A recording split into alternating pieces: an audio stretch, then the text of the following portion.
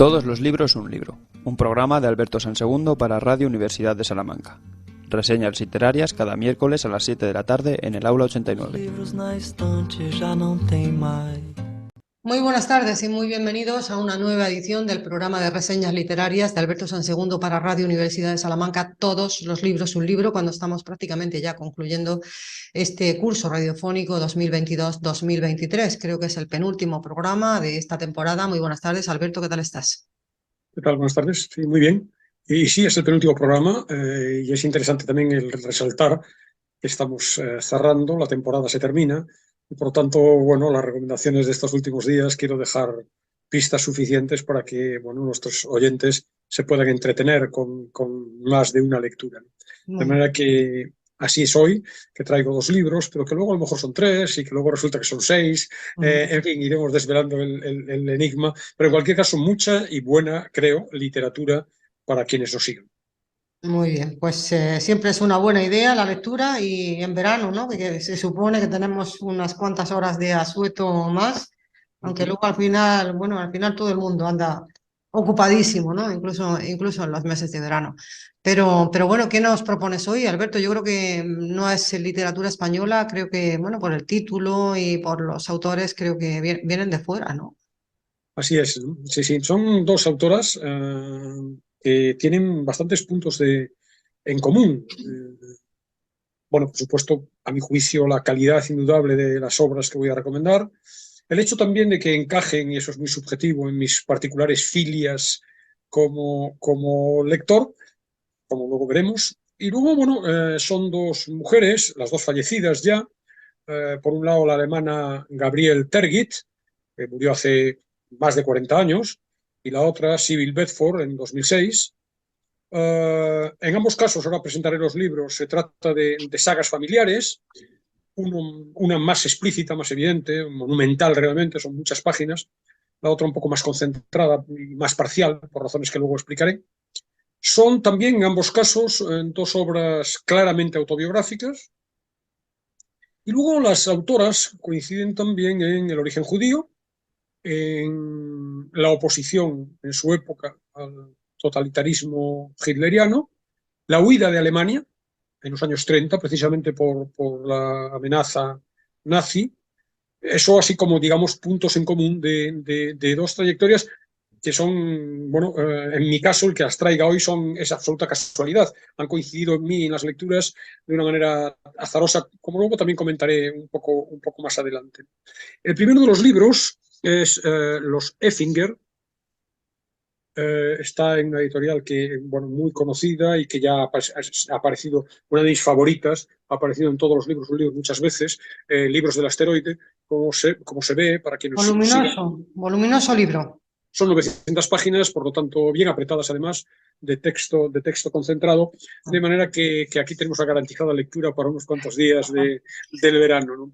Está publicado, como digo, en Asteroide, Libros del Asteroide, hace más de un año. Yo lo leí el verano pasado, con traducción de Carlos Fortea, que es un traductor también reconocido, aunque se le escapa, no sé si a él o a la editorial, al corrector de la editorial, en la página 477 hay un preverse que chirría.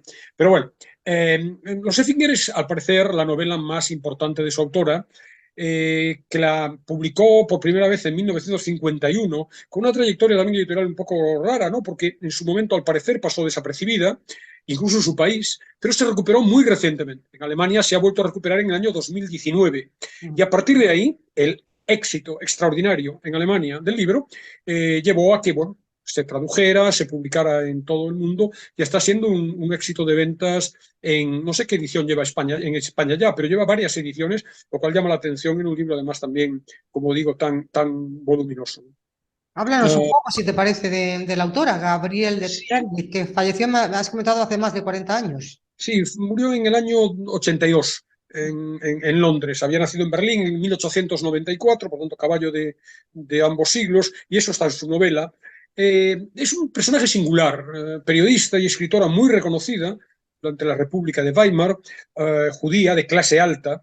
Todos estos elementos fundamentales en la novela, con una repercusión, ya he dicho que tienen ambas, las dos novelas centrales de la reseña de hoy, tienen un carácter marcado autobiográfico.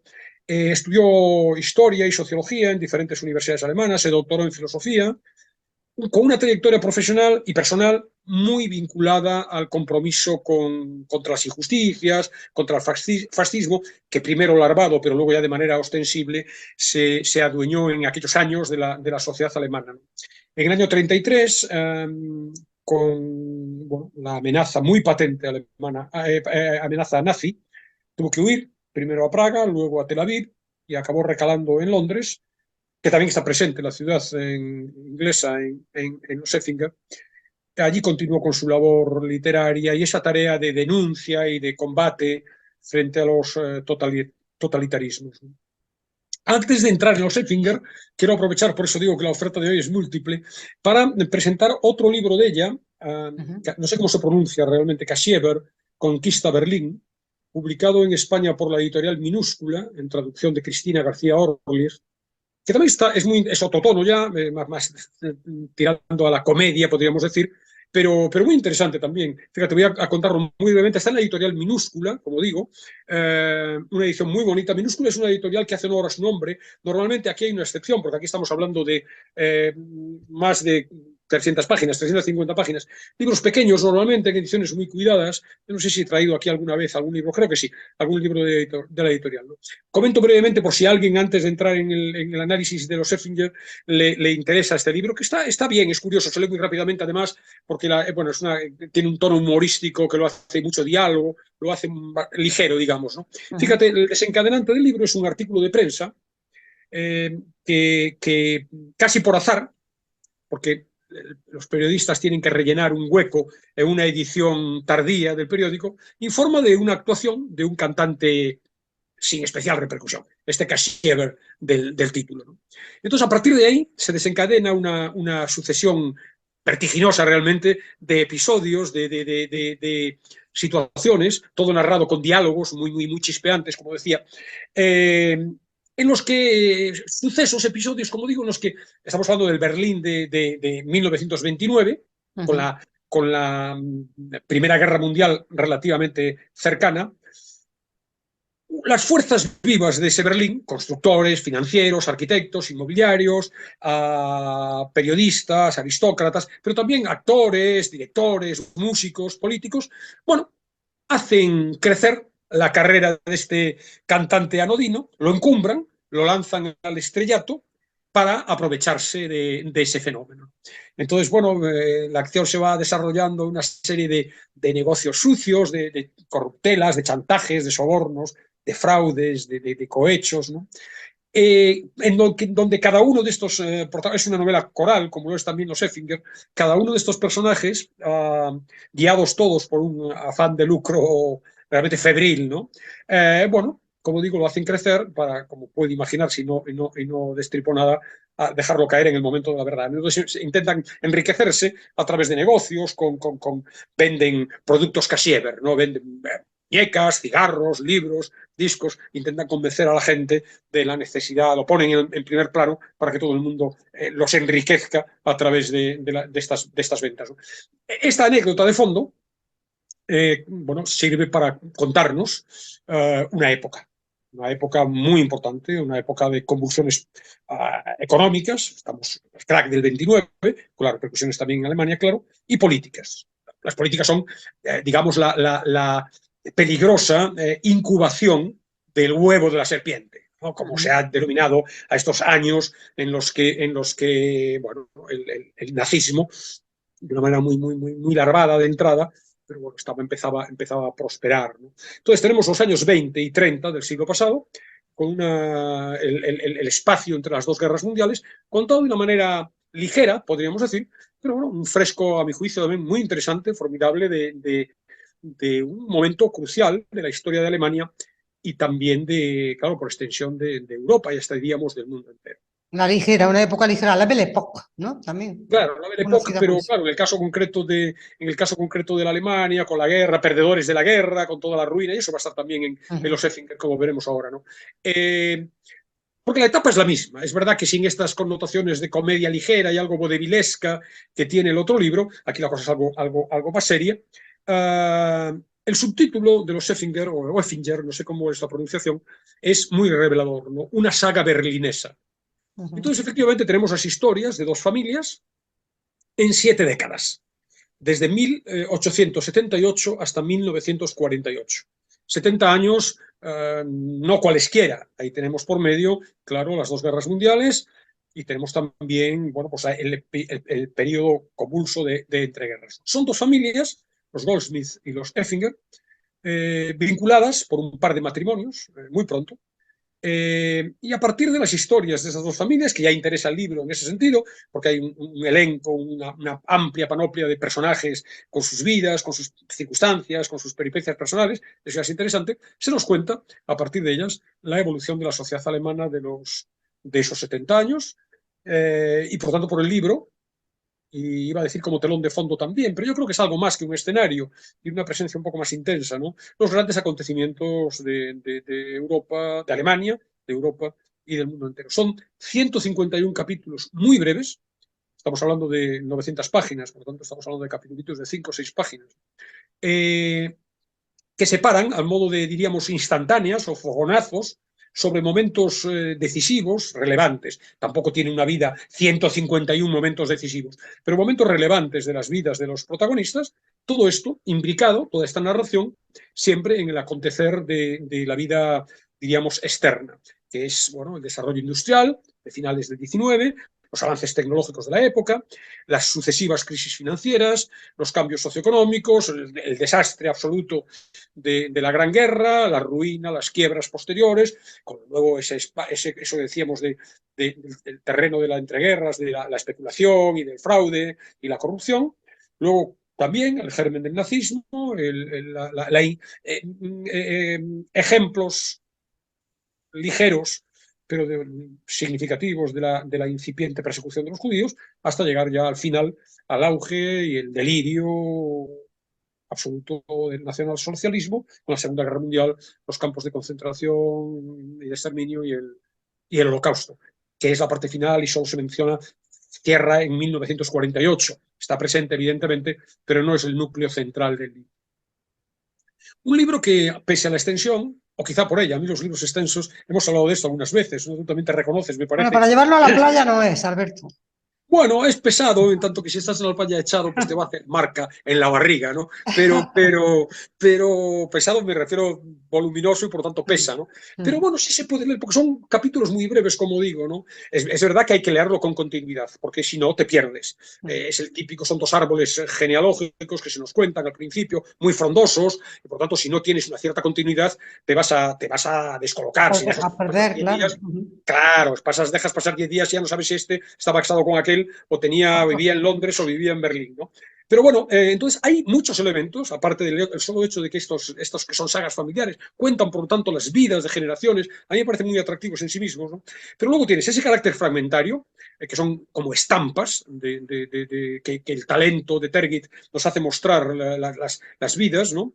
El uso de ciertos elementos técnicos, por ejemplo, hay un recurso muy significativo a las repeticiones, ¿no? Hay como leitmotivs que se repiten a lo largo, por ejemplo, un día detenido en el tiempo. Hay un capitulito que es un día detenido en el tiempo, en donde las fórmulas que se utilizan para describir ese día son las mismas, en el capítulo 25, en el 68, en el 131 y en el epílogo. Se repiten exactamente. O, por ejemplo, otra que es en las cuencas de Inglaterra. En las cuencas de Inglaterra se acumulaba el carbón y los textos son muy similares, con pequeños matices, y este se repite en el 13, en el 18, en el 70, en el 91, en el 133 y en el 145.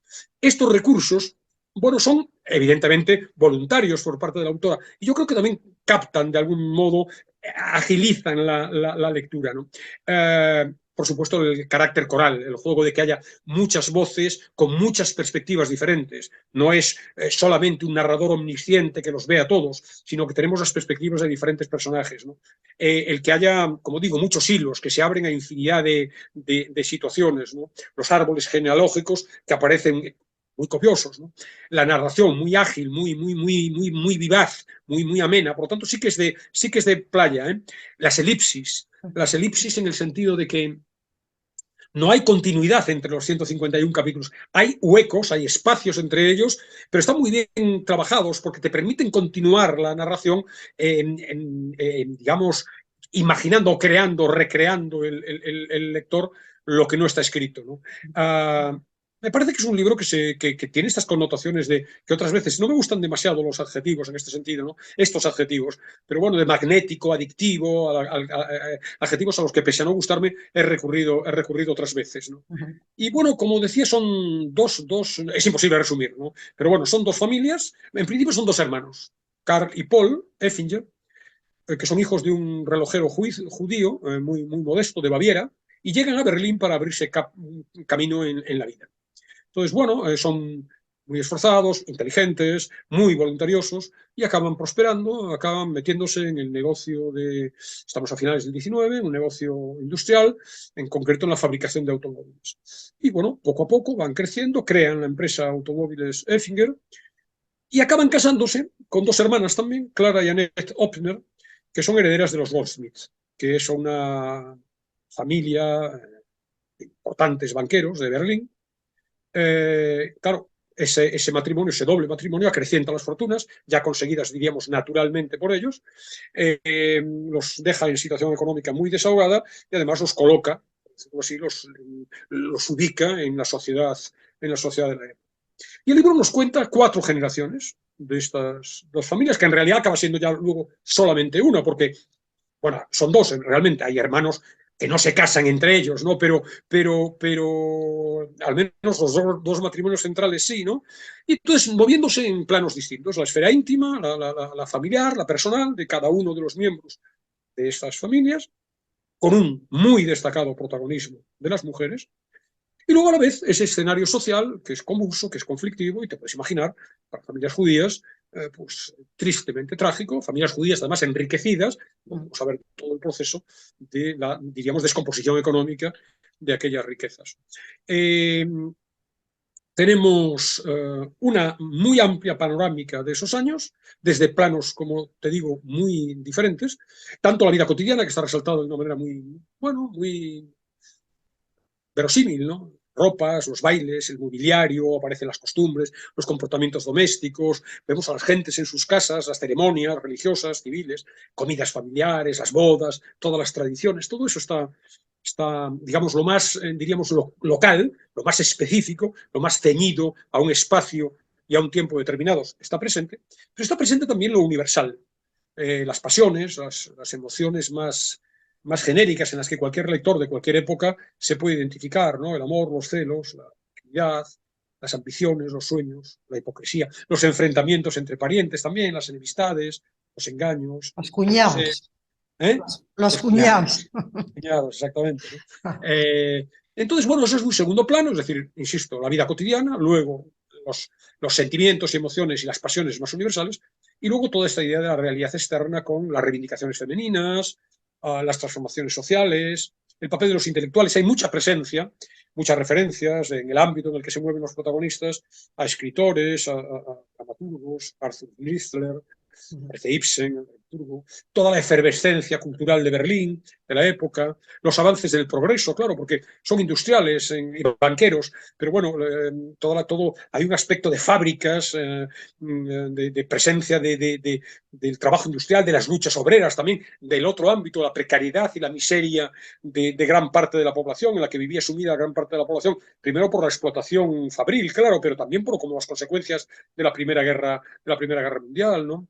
Hay esta idea porque hay mucho dualismo, luego hablaremos de ello, ¿no? De los avances del progreso por un lado, pero por otro lado también como la añoranza una añoranza que se da en todos los ámbitos, porque en todos los años, en todas las épocas, en todas las generaciones, porque nosotros ahora nos quejamos también de unos tiempos perdidos, en donde todo era más tranquilo, donde todo era más sosegado y tal. Bueno, parece que es común a cualquier generación, ¿no?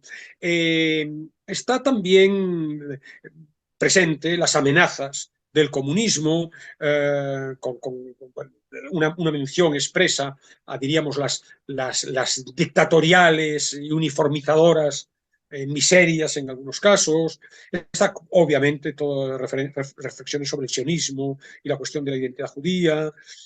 el caldo de cultivo en la época del antisemitismo, está el conflicto entre la razón y la ciencia, porque claro, la ciencia es la industria y significa la racionalidad, por lo tanto, ¿no? Pero a la vez tenemos, claro, una época de brutalidad, de sinrazón, ejemplificada, claro, en la locura nazi, ¿no?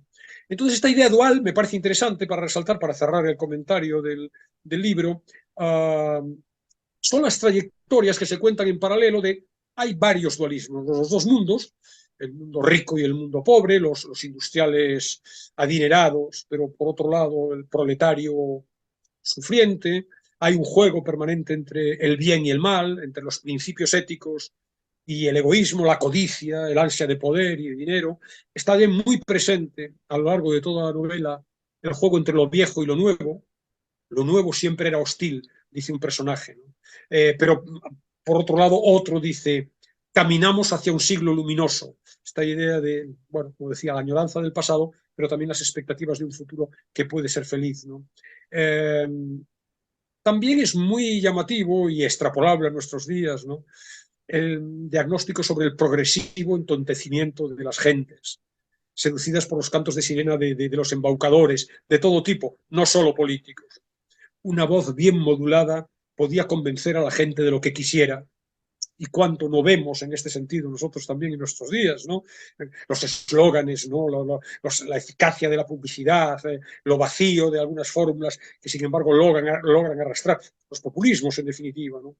Fíjate, también se habla de la agitación de las banderas, de los cánticos, de los símbolos. Con una bandera seguía la gente hacia los genocidios, hacia las piras, hacia las cacerías de brujas, quizá incluso, además de todo eso, a la tierra prometida. Todo ese diagnóstico de una sociedad que es muy fácil de manipular y que acaba produciendo, claro, luego, ¿no?, la locura del nazismo. Las grandes palabras están presentes con una distancia que aclara la biografía de la autora, con distancia, evidentemente, con distancia crítica, ¿no? Las grandes palabras, ¿no? La patria, el malvado enemigo, ¿no? El castigo. Bueno, está también la lectura, diríamos, ideológica, política, de bueno, la explotación de las fábricas, literalmente en estos términos la apropiación de la plusvalía por parte de los empresarios misericordes, ¿no? Las duras, como ya lo he dicho, condiciones de vida del proletariado, ¿no? Están también presentes, porque claro, hay debate intelectual de ideas y por tanto afloran las teorías emancipadoras en la época del socialismo. Está presente también desde ese punto de vista ideológico el conflicto, quizá latente en ese momento, pero a punto de explotar, el conflicto de la raza. Muy interesante y también, desgraciadamente, extrapolable a nuestros días, la situación de los refugiados. Lógicamente, tras las guerras, hay un movimiento en el centro de Europa de gentes que van, que vienen, aquellos países de difusas fronteras, el imperio austrohúngaro que de repente explota, se diluye y ya nadie es de donde nació, y donde nació ahora es de otro país, y ahora dura 3 minutos, porque dentro de 2 años esa ciudad, ese pueblo, ya pasa a ser de otra, a estar bajo otro dominio. Todo eso está muy presente, ¿no? O sea que en muchos aspectos es como si no hubieran pasado los años, Sí, Alberto. En bueno, muchos aspectos se desgraciadamente, suscribirían, ¿no? Muchas cosas, ¿no? Que acontecen sí, en ese esa libro, no reflexión sé, la hacemos Miguel. muchas veces, ¿no? Aquí, ¿no? La hacemos en el sentido de que no aprendemos, ¿no? Sobre todo con respecto a guerras, con respecto a conflictos. Bueno, somos, como hemos dicho, yo he dicho otras veces, ¿no? Yo creo que nuestra dimensión animal está ahí latente, en algunos casos no tan latente, pero es muy difícil de obviar, acaba aflorando en ese tipo de cosas, ¿no? Pero bueno, ese mundo, prácticamente no son 70 años, sino 40 lo que se nos cuenta aquí, son 4 décadas, pero muy coincidentes, evidentemente, está también presente sin las connotaciones, diríamos, de compromiso, de militancia, que sí están en los Effinger, está también en el El legado, legado. el legado de Sybil Bedford. Ambas autoras aquí tienen otro elemento de coincidencia, son prácticamente contemporáneas. Es 15 años mayor Tergit que Bedford. Tergit es de 1894, murió en el 1962, y Bedford nació en 1911 y murió en 2006. Aunque, bueno, los orígenes sociales, las trayectorias vitales son bastante disímiles, ¿no? Sí quiero comentar una pequeña anécdota con respecto al legado, ¿no? Y cómo ha llegado a mí el legado, porque es muy curioso, ¿no? Bueno, es muy curioso, es indicativo de cómo funciona en este momento el mundo y las redes y todos los libros, un libro. Por de pronto, El legado es la primera novela de una serie, luego explicaré el concepto de serie en este contexto, de una serie de 4 de inspiración autobiográfica de su autora. Y yo he accedido a la primera de ellas y luego a las demás, pero la primera por un azar de estos de cuando, te recordarás, hace unos meses, aquí reseñábamos los libros de Tove Ditlevsen, también muy duros, una vida muy. Bueno, una de las habituales seguidoras del canal en YouTube, Cristina, de la que solo sé su nombre, me recomendó en un comentario a la reseña de entonces un par de libros que le habían interesado a ella y que creía que me podían interesar. Uno de ellos era El legado. Y efectivamente, conociéndose un poquito, me conozco un poquito, puedo imaginar que automáticamente, lo que hablábamos estos días atrás a propósito de otro tema, que era este FOMO, el fear of missing out, ¿no? El no querer perderte nada, ¿no? De repente, pues claro, en cuanto llega la referencia, además por alguien que sigue el programa y que bueno, manifiesta habitualmente una cierta coincidencia en los temas, en las cuestiones que planteamos, pues me ha llevado a comprarlo. Por lo tanto, lo compré, lo leí y hoy lo traigo aquí. Lo que ocurre es que, bueno, como puedes imaginar también, y quienes me conozcan mejor de mis oyentes, no me pude reprimir y no pude limitarme exclusivamente al primero de los 4. De manera que compré también los 4. Los 3 restantes, ¿no? Claro, estoy ahora leyendo el segundo. Pese a todo, me voy a atrever a recomendar la serie entera. Voy a hablar con un cierto detalle del legado. Voy a recomendar la serie entera. Me costó muchísimo localizarlos porque son ediciones realmente en el mercado editorial español ya muy antiguas. Fíjate que la más antigua es de hace 35 años y la más reciente es de hace 17. Tampoco es para tanto, no son del siglo XVI. Y sin embargo, ha costado encontrarlos, ¿no? Quiero presentarlos muy brevemente para que, bueno, despertar también el interés en alguien más. Esta primera, El legado, es de 1956, es la primera del ciclo. Apareció, como digo, en 2016 en España, presentada por la editorial Gato Pardo y con traducción del inglés de Isabel Margelí, que mete algún catalanismo en la traducción. Y si crees que estoy de más, no vengo. No vengo por no voy. Y eso es muy catalán, ¿no? Pero bueno, luego Favorita de los dioses es la segunda de la serie, pero en España se publicó, bueno, en su país en 1963 y en España en el 88 en la editorial Edasa, traducida por Antonio Pascual. La tercera, también en Edasa y también con el mismo traductor, Un error de orientación.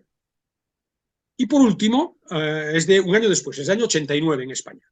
Y por último, Fragmentos de vida, una educación nada sentimental, que es de 1989, apareció en España en 2006, en Salamandra, traducida por Libertad Aguilera Ballester.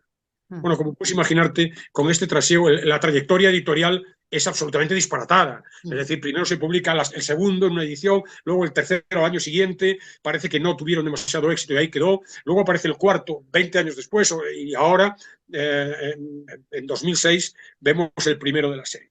Entonces, bueno, en cualquier caso, la idea de serie, también quería acotarlo, no tienen continuidad. Por tanto, pueden leerse de manera separada. Es más, los protagonistas, salvo en la segunda y la tercera, que parece que sí, que tienen los mismos protagonistas, no son los mismos. La noción de serie viene dada porque las peripecias de todos ellos están vinculadas a la autobiografía de la autora. Y por tanto, con otros nombres, con otras personalidades, con otras circunstancias, el hilo conductor que las une es, por lo que he leído la primera entera y lo que voy leyendo de la segunda, es común. Y son elementos, episodios, circunstancias, hechos que ha vivido realmente o de manera muy parecida la autora.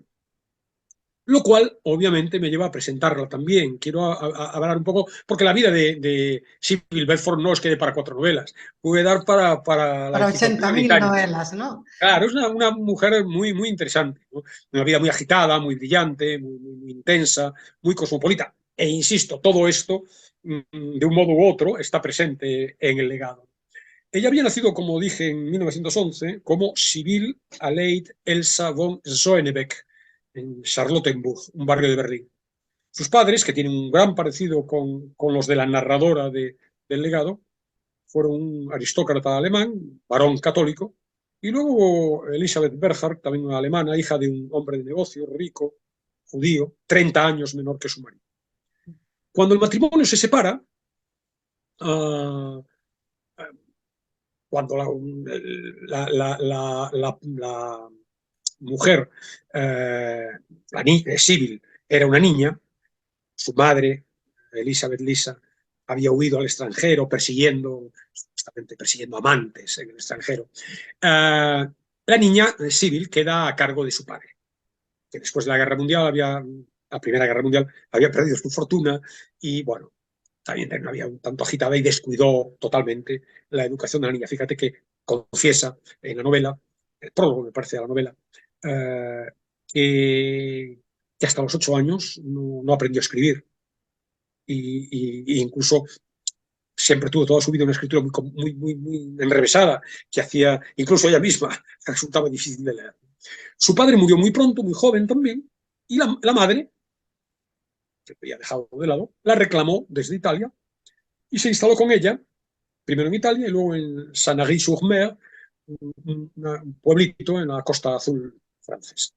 La madre era una mujer muy independiente, muy inestable, adicta a la morfina. En la Riviera Gala se la conocía como Madame Morfesani, por la adicción a la morfina. He leído una recensión en The Guardian sobre la novela una biografía de Sybil Bedford, una biografía que escribió, no está traducida, de Selina Hastings. Y hay una anécdota en la recensión que cuenta, al parecer, la biografía, que la niña debía a menudo detener el coche en el que viajaba con su madre para ayudar a su madre a que en ese mismo momento se inyectara morfina. La vida, bueno, en ese sentido, muy intensa, pero le permiten a la chica, ya chica, codearse con, bueno, un grupo de hombres, de mujeres cultos, muy educados, muy inteligentes. La Costa Azul francesa en esa época, ¿no? Inteligentes, como digo, sensibles, centroeuropeos sobre todo, y viajar también por Gran Bretaña, por Italia. Entonces sus amigos son Thomas Mann y su esposa, Katia, Stefan Zweig, Aldous Huxley, con su mujer, Mary, luego hablaremos también de ella. Y es Huxley el que, muy amigo de ella, Bedford acabará escribiendo una biografía de él, el que la va a introducir en el mundo literario. En el año 33 ella se aleja definitivamente de Alemania a partir del ascenso del nazismo, porque, bueno, el que fuera judía por línea materna provocó que el Reich congelara sus cuentas bancarias y tuviera que abandonar su patria, ¿no? En el prólogo al legado nos dice que no regresé hasta la década de 1960. Pero claro, como se tiene que marchar y necesita un pasaporte para moverse, fíjate las peripecias de película realmente que estoy contando, ¿no? Necesita un pasaporte, pues busca un matrimonio por conveniencia. Y entonces intenta ofrecer 50 libras por un anuncio, 50 libras por el hecho, no le acude nadie, acaba teniendo que rebajar sus pretensiones y subir a 100, y después de todo, como no encuentra a nadie, acaba casándose con el mayordomo de algún conocido, Walter Bedford, irrelevante absolutamente, simplemente de un trámite, adquiere su apellido y no lo deja nunca más, el apellido, al marido lo deja inmediatamente, y no solamente... Pero no el apellido. Claro, el marido desaparece después del simulacro burocrático, pero no solamente por eso, sino porque Sybil era una mujer lesbiana, por cierto, antifeminista, furibunda y muy poco proclive, incluso hostil, a la militancia en causa alguna. Hay algunos episodios interesantes, luego comentaré, ¿no? Le propusieron, por ejemplo, dar una conferencia una vez en la Sociedad Gay de Oxford, pero respondió con cajas destempladas diciendo que de ninguna manera iría, ¿no? Entonces, bueno, una mujer lesbiana y que además encadenaba, bueno, a parejas y amantes sin recato, una sucesión de romances que me imagino que estará en el resto de las novelas que me faltan por leer, pero romances convulsos, plagados de celos, de disputas, de venganzas. En el prólogo al legado habla de unas cuantas mujeres, además muy curioso, ¿no? Todas hay follones, todas terminan de alguna manera rara, ¿no? Esther Murphy Arthur, Evelyn Gendel, a quien está dedicada el legado y que acabaría abandonando a su marido para irse a vivir con Sybil. Y luego aparecen también, aunque no siempre, a veces sí, pero no siempre explícitos, con connotaciones amorosas o sexuales, Martha Gellhorn, que estuvo casada con Hemingway, Laura Arshera, que fue la segunda mujer de Aldous Huxley, bueno, Eda Lord, con quien vivió el resto desde el 55 hasta el 76 y que estuvo con ella hasta su muerte, ¿no? También se fue a California en los últimos años de su vida y empezó a trabajar en el periodismo y como reportera judicial. Al final acabó en Londres y murió a los 94 años en Londres. Por lo tanto, si quiere hacer una autobiografía en 4 tomos de su vida, es evidente que sucesos no faltan, episodios no faltan para poder llenar. Y eso está en el legado, que también es interesante, antes de entrar ya muy brevemente en comentar la historia, también es interesante y da cuenta en la introducción la peripecia editorial, ¿no? Porque ella, bueno, da unas ganas bueno, es muy envidiable su situación.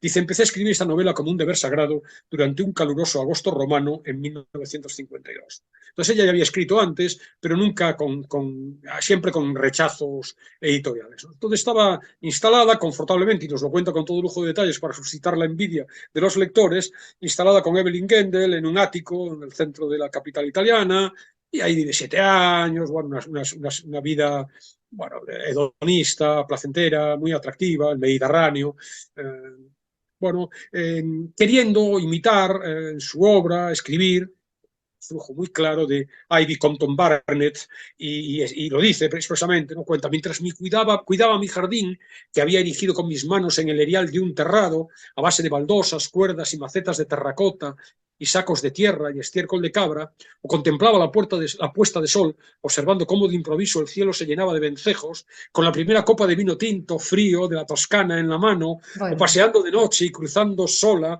piazzette y calles de Roma, entusiasmada con la belleza y la gloria, revoloteaban en mi mente hermanos y hermanas, hijos e hijas, 2 novelas de Ivy Compton Barnett, ¿no? Cómo es en ese entorno, hasta yo puedo escribir una novela, La Dolce ¿no? Vita, la Dolce Vita. Claro, la Dolce Vita, bueno, un poco antes de la época de Fellini, pero bueno. Entonces, ahí empieza a gestar su libro, no solamente ahí, porque en las épocas de más calor se iba a la Costa Azul y pasé una temporada con mi otro gran amor, Francia, ¿no? Las vacaciones con Esther Murphy Arthur, cuenta también como... Entonces, a partir de ahí fue saliendo su libro, y cuando lo escribió, con las amistades influyentes que tenía, pues lo ofrecieron sus amigos a diferentes agentes literarios, pero tanto en Estados Unidos como en Inglaterra, no se publicó. Negativas fueron constantes.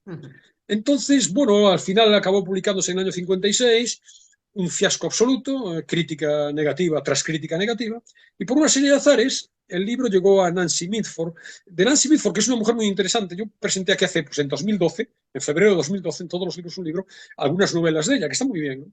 Se lo envió Nancy Mitford a un amigo suyo, que es el escritor Evelyn Both, que, bueno, que no se confundan nuestros oyentes. Evelyn, en este caso, es el nombre de un señor. Evelyn Both a ti te sonará de todas, porque es el autor de Retorno a Brideshead, una de las que luego tuvo su traslación a la televisión, una de las primeras series televisivas de hace, yo diría, a lo mejor 30 años, ¿no?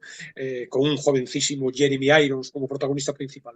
Bueno, Evelyn Both escribió, le gustó mucho, no sabía quién era la autora, de hecho creía que era un seudónimo, y publicó una crítica muy elogiosa. Y a partir de ahí ya se desencadenó el proceso del éxito y bueno, acabó teniendo ya Sybil una carrera profesional. Es llamativo, es curioso también la anécdota de lo que comentó cuando Evelyn Both se preguntaba, bueno, ¿quién será esta persona? ¿No? Como no sabía, creía que era un seudónimo, lo imaginaba literalmente, y lo cuenta Sybil Bedford en el prólogo, dice, ¿quién será? Un militar cosmopolita, sin duda, con conocimientos acerca del gobierno parlamentario y del periodismo popular, a quien desagradan los prusianos y agradan los judíos, y convencido de que todo el mundo habla francés en casa. Y Bedford apostilla, ¿no? Dice, pues sí, me identificaba felizmente con ello, salvo por lo del militar. Bueno, también, pero ahí está, fíjate un poco el mundo, ¿no? Este mundo, lo judío, los prusianos, rígidos, el conocimiento del periodismo, del gobierno parlamentario, porque hay mucha vinculación con los acontecimientos de la época.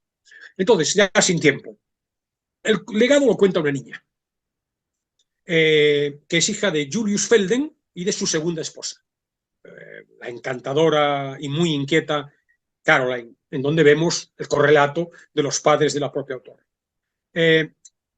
La voz de la narradora es poco intervencionista, es decir, está siempre en un segundo plano, incluso a veces desaparece, y además mira retrospectivamente. Nos da pinceladas, pero la historia tiene vida propia, digamos. No notamos apenas la voz de la narradora, ¿no? Y es la familia, aunque los protagonistas tengan otros nombres, aunque ella siembra esta duda. ¿Cuánto de este material es autobiográfico? Dice. ¿Cuánto ocurrió de verdad? En cierto modo, una buena parte lo es, tanto por lo que respecta al ámbito privado como al público. En todo caso, ese legado no es mi historia, puesto que la mayor parte ocurrió en este libro antes de que yo naciera. La primera persona del singular que empleé tal vez torpemente se desvanece cual gato de Cheshire muy pronto. Eso es lo que dice en el prólogo. Entonces cuenta los recuerdos de la infancia y de la adolescencia, presentando la vida de también, de manera coral, infinidad de personajes que se mueven en esta etapa exactamente entre 1870 y 1914. Acaba en la Primera Guerra Mundial. Esa es la idea del legado. ¿Sirvió de base todo lo que ocurrió esos días, dice, para la enorme monstruosidad que vino después? ¿Nos dejaron algún legado los acontecimientos privados que aquí esbozo? Escribir sobre ellos me hizo pensar que sí lo dejaron. De ahí el título. Entonces tenemos dos familias con una tercera añadida, que son los judíos Merz y los católicos von Felden, que acaban uniéndose por el matrimonio de los hijos. Melanie Merz era la primera esposa del padre de la niña, pero fallecerá muy pronto, y luego el padre, Julius, contraerá un nuevo matrimonio con Caroline. Y bueno, los Merz son una familia de la alta burguesía judía de Berlín, con ascendentes remotos en Henrietta Merz, una amiga de Goethe, una mujer cultivada, capaz de hablar inglés, alemán, francés, que tiene un salón, con la típica vida del siglo XVIII. De la clase alta. Claro. Pero bueno, los descendientes, los padres de su madre de la narradora, pues no, son gente que no tiene ni biblioteca en casa y ella lo echa de menos. Los Felder, en cambio, son una familia de terratenientes, rural, posición desahogada, pero no son ricos, caballeros rurales, cultivados. El padre, pues, es un personaje muy excéntrico, vive de sus rentas, un dandy coleccionista de arte que vive en el campo, que cuando viaja, que viaja de vez en cuando, va acompañado de sus 3 simios, un hombre extravagante. Y luego hay una tercera familia, los Berning, que bueno, un hermano de Julius, que es el padre de la narradora, se casa con otra mujer, que es de otra tercera familia, que representa, bueno, familia de la administración, de políticos, de diplomáticos, gente de proyección. De manera que tenemos, esa es la idea, una de las ideas fundamentales, más allá de las historias, tenemos la Alemania de entre los siglos XIX y XX. Por un lado, diríamos, la opulencia terrateniente, financiera, pero también esta dimensión más política, más de diplomacia, ¿no? Entonces, los rentistas judíos de Berlín, por un lado, el norte judío protestante, luego el sur católico, con una vertiente más rural, más volcada hacia las tradiciones, y luego tenemos la dimensión más moderna de esta tercera familia, que son los Berning, que son abiertos a Europa, diplomáticos, que estarán en ellos el germen de la construcción de Europa. Y en ese sentido, pues tenemos una parte que es poco conocida, por lo menos para mí, que es, bueno, la ruptura de la Confederación Germánica en 1866, el nacimiento del Imperio Austrohúngaro, que moriría pues tras la Primera Guerra Mundial. Y bueno, una trama novelesca que se sigue bien, narrada sin muchas descripciones, pero sí con diálogos muy chispeantes, muy vivaces, y se mueve entre la ironía, muy corrosiva en las ocasiones, y luego un cierto tono nostálgico, melancólico, por la pérdida también, la conciencia del tiempo que se va, del mundo que, como siempre, ¿no? que está, estos momentos, estos puntos de inflexión en la historia, mundos, sociedades, valores, condenados a desaparecer, con personajes, en algunos casos, bastante excéntricos, que se mueven, cosmopolitismo, de Berlín a París, del sur de España. Hay unos episodios que se desarrollan en Sevilla, el Mediterráneo francés también, en paralelo a la trayectoria, como te decía, de la propia autora. Y luego hay un pequeño acontecimiento que no voy a destripar, que es un hermano bueno, una de las familias de Julius, del padre, que está alistado por la fuerza en el cuerpo prusiano de cadetes, y hay un incidente tortuoso sobre el que se construye, en cierto modo, una gran parte de la trama, más allá de las historias amorosas, más allá de las historias familiares. En cualquier caso, bueno, libros, yo creo que los 3 principales, diríamos, los 2 de Tergit, los Effinger por encima de todo, y El legado, con el de Kasievert también, si alguien quiere reírse un rato, pues interesantes, ¿no? Muy interesantes, muchas páginas de buena literatura, de mucha y atractiva lectura para estos meses que se nos avecinan. Aún nos queda todavía la semana que viene para una recomendación rural también, pero ahí yo creo que, bueno, espero que algunos de nuestros oyentes se hayan sentido interesados y se lancen a por estos libros, ¿no? Muy bien, Alberto, pues muchísimas gracias como siempre por esta doble propuesta de hoy. Nos queda tiempo, como siempre, para un pequeño fragmento y, por supuesto, para despedir con música. Pues el fragmento es un parrafito, bueno, un fragmentito breve, en donde la idea de la inflación de entreguerras, entre las dos guerras mundiales, está descrita de una manera sucinta. Es uno de estos capítulos que se repiten, una de las partes de estos leitmotivs recurrentes. Y como música, un tema, una pieza que aparece citado en una escena de los Effinger también, un clásico, Tea for Two, que Para aquí dos. aparece, sí, exactamente, para dos, que se cita como título, pero no se habla de interpretaciones ni de quién lo canta, etc. Yo he elegido una interpretación de 1924, coincidente, por tanto, contemporánea con la novela, y es la primera grabación que se hizo de ese clásico, a cargo de Helen Clark y Lewis James. Y con ella cerramos, después del texto, cerramos la emisión de esta tarde. Y el fragmento, no sé si de los Effinger o del legado. De los Effinger también, o de la inflación que contamos, sí. Perfecto, pues cuando quieras te escuchamos. Las cuencas mineras de Inglaterra estaban vacías. El carbón se había agotado. Había dado la vuelta al mundo en 1000 barcos negros para que se pudiera fabricar hierro y los 1000 mortales proyectiles y cañones y las granadas que se hacían con él. En América se había recogido la cosecha y el cereal yacía en el fondo del mar, alimento para los peces procedente de 1000 barcos destruidos. En Europa se cosechaba mucho menos, porque los campesinos habían sido empleados para la guerra y solo los ancianos, las mujeres y los niños trabajaban. Como siempre, los negros habían cosechado el algodón con el pañuelo en la cabeza, y el algodón yacía en el fondo del mar, vestimenta para los peces, procedente de 1000 barcos destruidos. Todos los almacenes de la tierra estaban vacíos, el mundo estaba hambriento, la cosecha era pequeña, los precios subían. En la humeante Lancashire traqueteaban las máquinas, nada se había sustituido, nada se había reparado durante años. Se hilaba poco, se tejía poco, los precios subían. En Alemania ya no había nada y se necesitaba todo, y no había oro para pagar, así que ya no llegaba algodón a Alemania, ni cuero, ni cereal. Hombres de caras enrojecidas estaban en las bolsas alemanas. ¿A cuánto cotizaba el algodón? Más caro. Todas las mercancías estaban más caras.